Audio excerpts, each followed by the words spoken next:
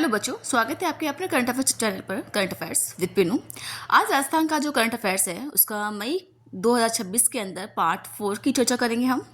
वही महत्वपूर्ण सवाल जो अंतर्राष्ट्रीय जो क्रोनोलॉजी है उसमें शामिल हैं। हम इसके 3 भाग कर चुके हैं। आगे के जो इम्पोर्टेंट प्रश्न हैं भाग 4 में कंप्लीट करने की कोशिश करेंगे। और बने रहे करंट अफेयर्स विद पिनू। और आपके जो साथी हैं जो स्टेट एग्जाम की तैयारी कर रहे हैं उन तक ये वीडियो जरूर शेयर करें, क्योंकि आने वाली प्रतियोगी परीक्षाओं में ये बेहद ही इंपॉर्टेंट होने वाले हैं। आइए चर्चा करते हैं इंपॉर्टेंट प्रश्नोत्तर की। हाँ, पहले देखते हैं ये प्रश्नोत्तर कहाँ से लिए गए हैं। ये देखिए, मई 2026 अंतर्राष्ट्रीय क्रोनोलॉजी है, करंट जीके के जो राजस्थान का जो भाग है उसकी हम चर्चा करेंगे। आइए इंपॉर्टेंट प्रश्नोत्तर की चर्चा करते हैं। नंबर 1 है, राजस्थान रूफटॉप सोलर स्थापना में देश में किस स्थान पर है? प्रथम, द्वितीय, तृतीय, चतुर्थ। तो इसका आंसर होगा नंबर 3, तृतीय स्थान पर है। आइए चर्चा करते हैं इंपॉर्टेंट प्रश्नोत्तर की। यहाँ पर नंबर 2 प्रश्न है, राजस्थान में पहले रूफटॉप सोलर में कौन से राज्य हैं? यहाँ पर पहले मतलब राजस्थान से पहले की बात हो रही है। यहाँ पर गुजरात और महाराष्ट्र, यूपी और केरल, पंजाब और हरियाणा, मध्य प्रदेश और बिहार। तो इसका आंसर होगा नंबर 1, गुजरात और महाराष्ट्र राजस्थान से पहले स्थान पर है। मतलब गुजरात पहले स्थान पर है और द्वितीय स्थान पर है महाराष्ट्र। आइए देखते हैं अगला प्रश्न, राजस्थान में कुल रूफटॉप सोलर यहाँ पे इंस्टॉलेशन क्षमता कितनी है? मतलब राजस्थान के अंदर कुल कितनी क्षमता है इसकी? 1500 मेगावाट, 2090 मेगावाट, 5442 मेगावाट, 6882 मेगावाट। तो इसका आंसर होगा नंबर 2, 2090 मेगावाट यहाँ पर राजस्थान की रूफटॉप सोलर में इंस्टॉलेशन क्षमता यहाँ पर है।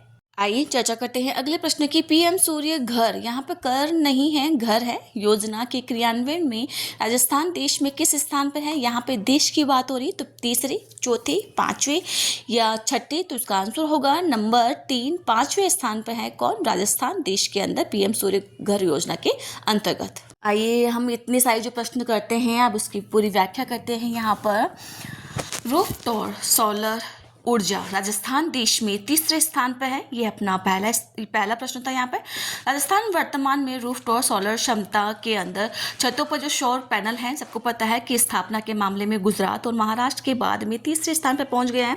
नवीनतम आंकड़ों के अनुसार प्रदेश में यहाँ पर कुल रूफटॉप सोलर इंस्टॉलेशन क्षमता है 2090 मेगावाट है। यहाँ पर तो एग्जाम में सीधा आ सकता है कि सौर जो पैनल है उसके अंदर राजस्थान का कौन सा, मतलब कितनी क्षमता उत्पादन करता है यहाँ पर? 2090 मेगावाट। राष्ट्रीय रैंकिंग और क्षमता है, हम देख चुके हैं इसको। प्रथम पर है गुजरात, जिसकी जो क्षमता कितनी है यहाँ पे? तो 6882 मेगावाट। दूसरे स्थान पर है महाराष्ट्र, जिसकी जो 5442 मेगावाट इसकी जो इंस्टॉलेशन क्षमता है। और तृतीय स्थान पर है राजस्थान, 2090 मेगावाट इसकी क्षमता है। उपभोक्ता लाभ और स्थापना के जो आंकड़े हैं यहाँ पर वो देखते हैं। यहाँ पर कुल संयंत्र कितने हैं यहाँ पर प्रदेश के अंदर?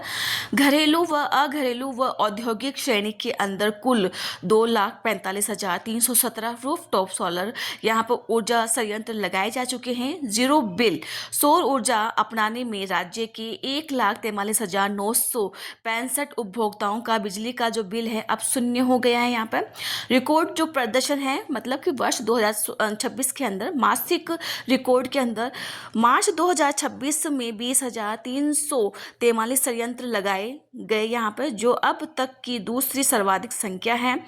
और जो जनवरी के अंदर लगाए गए थे यहाँ पर, जनवरी 2026 के अंदर वो लगाए गए थे यहाँ पर 20,853 यहाँ पर संयंत्र लगाए गए हैं। यहाँ पर एकल दिवस जो रिकॉर्ड है, मतलब एक दिन के अंदर कितने स्थापित किए गए हैं?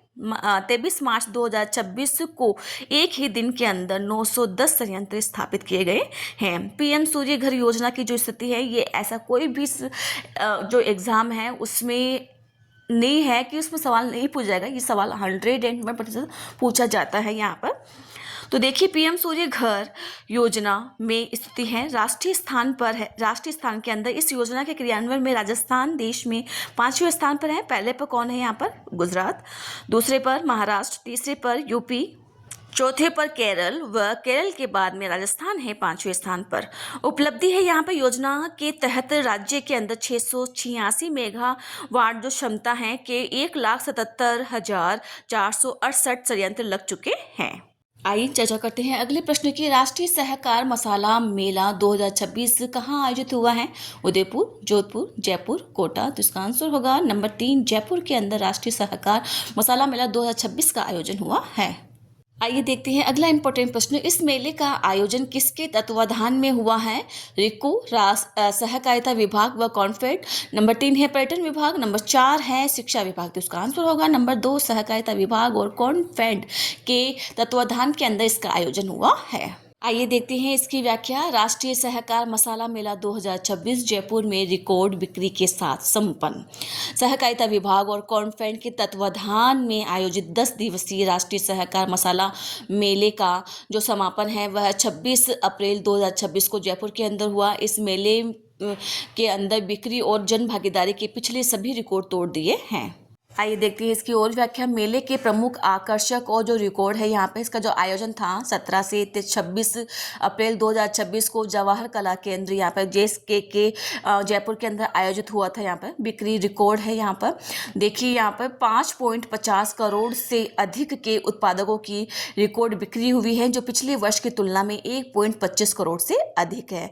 स्टॉल्स कितनी लिखी थी? यहाँ पर पहली बार सर्वाधिक 160 स्टॉल्स लगाई गई थी। यहाँ पर जो प्रमुख उत्पादक है मेले में ऑर्गेनिक उत्पाद है, श्री अन्न मिलेट्स, एक जिला एक उत्पाद है। यहाँ पर GI टैग है को प्राप्त यहाँ पर उत्पाद एक ही छत के नीचे उपलब्ध रहे थे।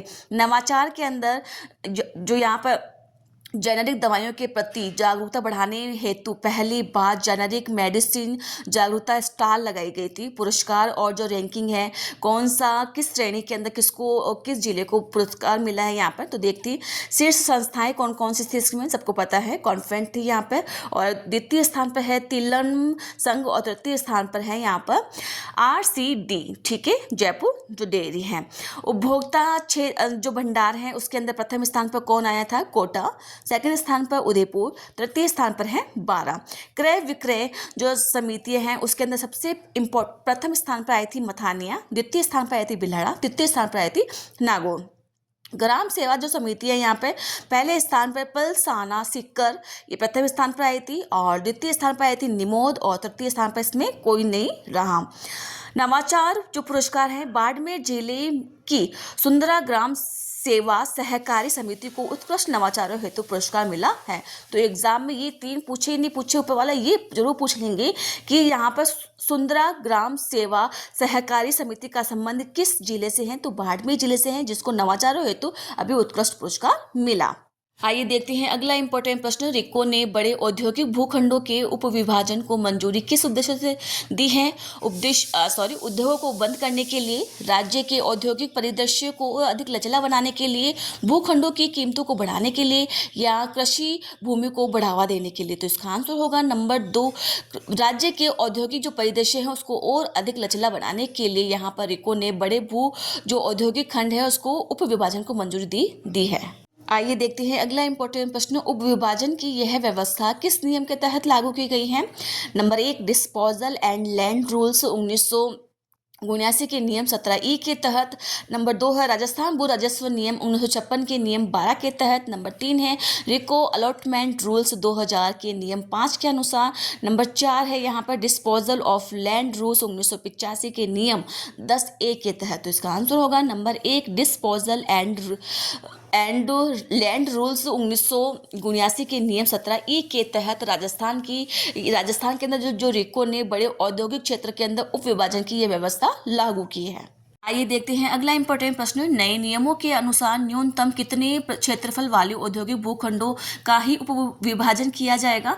5000 वर्ग मीटर या उससे अधिक। नंबर 2 है 10,000 वर्ग मीटर या उससे अधिक। नंबर 3 है 20,000 वर्ग मीटर या उससे अधिक। या नंबर 4 है 50,000 वर्ग मीटर या उससे अधिक। तो इसका आंसर होगा नए नियमों के अनुसार जो यहाँ पर जो उपविभाजन होगा उसको 20,000 वर्ग मीटर या उससे अधिक का ही होगा। आइए इस प्रश्न की पूरी व्याख्या देखते हैं। रिको बड़े औद्योगिक भूखंडों के उपविभाजन के नए नियम कौन कौन से लागू किए गए हैं? रिको ने राज्य के औद्योगिक परिदृश्य को और अधिक लचीला बनाने के लिए बड़े औद्योगिक भूखंडों का उपविभाजन की सशर्त मंजूरी दे दी गई है। यहाँ पर डिस्पोजल ऑफ लैंड रूल्स 1979 के नियम 17E के तहत पुनः लागू करते हुए यह व्यवस्था लागू की गई है। पात्रता कौन है? केवल 20,000 वर्ग मीटर या उससे अधिक क्षेत्रफल वाले भूखंड का ही उपविभाजन होगा। यहाँ पर न्यूनतम सीमा कितनी है? जिसके पास न्यूनतम 500 मीटर होना अनिवार्य होगा। समय सीमा कौन सी है? यहाँ पर समय सीमा भूखंड आवंटन में 7 वर्ष पूर्ण होने के बाद ही उपविभाजन की अनुमति मिलेगी। उपयोग नए खरीदार को रजिस्ट्री की तिथि से 2 वर्ष के भीतर भूखंड का औद्योगिक उपयोग शुरू करना होगा। तो बच्चों, कैसी लगी आपको ये जानकारी? प्लीज़ कमेंट में जरूर शेयर करें, चैनल को सब्सक्राइब करें ताकि आपको इस प्रकार की नवीन जानकारी मिल सके। आइए देखते हैं अगला इंपॉर्टेंट प्रश्न। ये जो व्याख्या है ये अलग की है, प्रश्नोत्तर है। यहाँ पर रिको द्वारा राज्य वित्त निगम को कितने करोड़ रुपए की अंश यहाँ पर पूंजी सहायक दी गई है? यहाँ पर नंबर 1 है 20 करोड़, नंबर 2 है 30 करोड़, नंबर 3 है 50 करोड़, नंबर 4 है 100 करोड़। तो इसका आंसर होगा नंबर 3, 50 करोड़ रिको द्वारा राज्य वित्त निगम को यहाँ पर अंशदान दिया गया है। आइए इस प्रश्न की व्याख्या देखते हैं। यहाँ पर रिको द्वारा राज्य वित्त निगम को 50 करोड़ का अंश पूंजी सहयोग दिया गया है। राज्य के औद्योगिक विकास को सुदृढ़ करने के उद्देश्य से रिको ने राज्य वित्त निगम को 50 करोड़ का अंश पूंजी सहयोग देने की मंजूरी दी गई है। इस पहल से आरसीएफ के वित्तीय ढांचे में सुधार होगा और प्रदेश के औद्योगिक क्षेत्र को नई ऊर्जा मिलेगी। वित्तीय सहयोग और जो वर्तमान जो स्थिति है, यहाँ पर कुल सहयोग रिको द्वारा 50 करोड़ की पूंजीगत सहयोग दिया जाना है। यहाँ पर जारी जो राशि है, यहाँ पर इस योजना के तहत रिको द्वारा प्रथम चरण के अंदर कितने दी जाएंगी? 20 करोड़ रुपए का अंशदान पहले ही जारी किया जा चुका है, मतलब प्रथम चरण के अंदर। बजट घोषणा के अंदर यह कदम राज्य सरकार की वित्तीय वर्ष 2024-25 की संशोधित बजट घोषणा के क्रियान्वयन का हिस्सा है, जिससे राज्य सरकार और रिको द्वारा आरसीएफ के लिए 50-50 करोड़ का प्रावधान किया गया था। अब यहाँ पे देखते हैं इसकी जो रिको की स्थापना है, इसका जो प्रमुख कार्य है, वेरी इंपॉर्टेंट है। ऐसा सवाल नहीं है जो यहाँ पर नहीं पूछा जाएगा पक्का। रिको की स्थापना है, यहाँ पर 2 एग्जाम में डेट आ जाती है, या तो 1900 यहाँ पर 69 होगा या 1980 होगी। तो दोनों में से एक ही डेट वहाँ पे आने वाली है। ये मैं नहीं कह रही हूँ, यहाँ पर भी ये भी लिखा हुआ है। इसका जो प्रमुख कार्य है औद्योगिक क्षेत्रों का विकास और आधारभूत ढांचा तैयार करना है। किसका? रिको का काम है। और आरएफसी का जो स्थापना है 1955 के अंदर इसकी स्थापना हुई थी। उसका जो कार्य होगा औद्योगिक जो उद्योगों को यहाँ पर दीर्घकालीन वित्तीय सहायता प्रदान करना। आइए देखते हैं अगला इंपॉर्टेंट प्रश्न। राज्य वित्त निगम को अंश सहयोग देने की जो मंजूरी किसने दी गई? ये प्रश्न रिपीट हो गया है वापस, तो देख लेते हैं। यहाँ पर नंबर 1 है केंद्र सरकार, रिको, आरबीआई, और नंबर 4 है नीति आयोग। तो इसका आंसर होगा नंबर 2, रिको के द्वारा यहाँ पर सहयोग दिया जा रहा है। ये देखते हैं अगला इंपॉर्टेंट प्रश्न। Rajasthan highway modern junction project, Rajasthan highway modern junction project के यहाँ पर किस संस्थान ने मंजूरी किया है? यहाँ पर आरबीआई, विश्व बैंक, नाबार्ड या आईएमएफ। तो इसका आंसर होगा नंबर 2, विश्व बैंक के द्वारा राजस्थान हाईवेज मॉडर्न जंक्शन यहाँ पर को ऋण देने की मंजूरी दे दी गई है। आइए देखते हैं अगला इंपॉर्टेंट प्रश्न। आरएचएमपी के अंतर्गत कितने राजमार्गों का उन्नयन किया जाएगा? 10, 12, 14, 16। तो इसका आंसर होगा नंबर 3, 14 राजमार्गों का उन्नयन किया जाएगा। किस योजना के अंतर्गत? यहाँ पर आरएचएमपी के अंतर्गत। आइए देखते हैं अगला इंपॉर्टेंट प्रश्न। आरएफसी की स्थापना कब हुई थी? तो इसकी व्याख्या हम पहले देख चुके हैं यहाँ पर, तो सीधा इसका आंसर बोलेंगे हम नंबर 2, 1955 के अंदर आरएफसी की स्थापना की गई है। इसका प्रमुख कार्य क्या है? उद्योगों को दीर्घकालीन वित्तीय सहायता प्रदान करना इसका प्रमुख कार्य है। इसकी व्याख्या हम पहले देख चुके हैं। आइए देखते हैं आज के सीरीज का अंतिम प्रश्न और सबसे इंपॉर्टेंट प्रश्न भी है। आरएचएमपी परियोजना के सफल क्रियान्वयन हेतु किन के मध्य द्विपक्षीय अनुबंध किया जाएगा? यहाँ पर तो आरबीआई, विश्व बैंक, राजस्थान या भारत सरकार। नंबर 3 है भारत सरकार और विश्व बैंक। नंबर 4 है राजस्थान सरकार और केंद्र सरकार। तो उसका आंसर होगा नंबर 2, विश्व बैंक, भारत सरकार और राजस्थान सरकार के द्वारा यहाँ पर आरएचएमपी परियोजना का सफल क्रियान्वयन हेतु त्रिबंध अनुबंध किया जाएगा।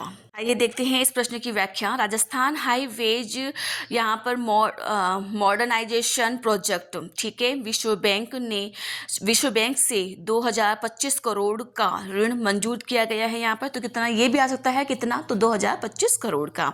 विश्व बैंक ने राजस्थान हाईवेज मॉडर्नाइजेशन प्रोजेक्ट के तहत प्रदेश के 14 राजमार्गों का उन्नयन के लिए यहां पर 2025 करोड़ की ऋण को मंजूरी प्रदान की गई है। इस योजना के सफल क्रियान्वयन हेतु विश्व बैंक, भारत सरकार और राजस्थान सरकार के मध्य एक त्रिपक्षीय अनुबंध किया जाएगा। परियोजना का जो विस्तार और जो क्रियान्वयन है, यहाँ पर देखिए, परियोजना के अंतर्गत कुल 14 राजमार्गों का कायाकल्प किया जाएगा। विकास जो मॉडल है, इसमें 5 जो परियोजनाएं होगी EFC और मोड पर तथा 9 परियोजनाएं HMP मोड पर विकसित की जाएगी। तो ये इम्पोर्टेंट है। यहाँ पर तकनीकी जो नवाचार होगा, रियल टाइम मॉनिटरिंग एवं सड़क सुरक्षा के सुधार के लिए यहाँ पे इंटेलिजेंट टाइम पोर्ट सिस्टम को लागू किया जाएगा। तो बच्चों, कैसी लगी आपको ये जानकारी? प्लीज़ कमेंट में ज़रूर शेयर करें। आपके जो साथी हैं जो स्टेट एग्जाम की तैयारी कर रहे हैं, उस तक ये वीडियो ज़रूर पहुंचाएं ताकि उनकी भी एग्जाम के अंदर हेल्प हो सके। और चैनल को लाइक और सब्सक्राइब करें। Thank you.